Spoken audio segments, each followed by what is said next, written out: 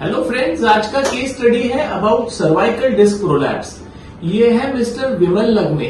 इनका एज है 70 इयर्स और इनको सर्वाइकल स्पाइन में एक C5 C6 में बहुत बड़ा स्लिप डिस्क होने के कारण हाथ पूरा पैरालाइज हो गया था, बिल्कुल काम नहीं कर रहा था।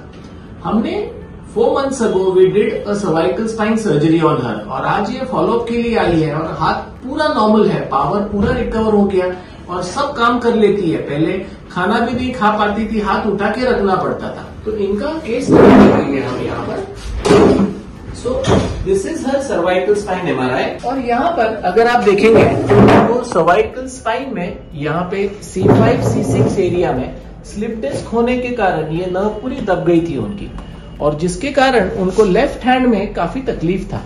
ये हमने उनका सर्जरी किया था जिसको बोलते हैं ACDF सर्जरी, जिसमें इनका ये C5 और C6 वर्टेब्रा जो एक दूसरे के ऊपर स्लिप हो गया था और नर्व दब रही थी, उसको हमने ये स्टेबिलाईज कर कर जो खराब डिस्क है वो निकालकर यहाँ पे केज डाला था।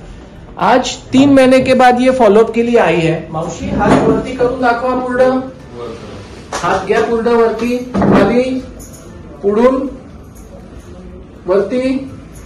आधी कसं वाटत होतं? हाताला कमजोरी होती का? काहीच नाही, मड्याने लुळलुळ होता. आता चांगलं नाही. आता सगळं काम करता येत आहे? करायचं. तर तुम्ही सांगा आधी कशी परिस्थिती होती आईची आणि आता कसं वाटतंय? पूर्ण या हातात काहीच नव्हतं. हा. जेवण करताना 10 वेळेस झोपायची, दुसऱ्याने चाललं तेवढंच खायची. बरं.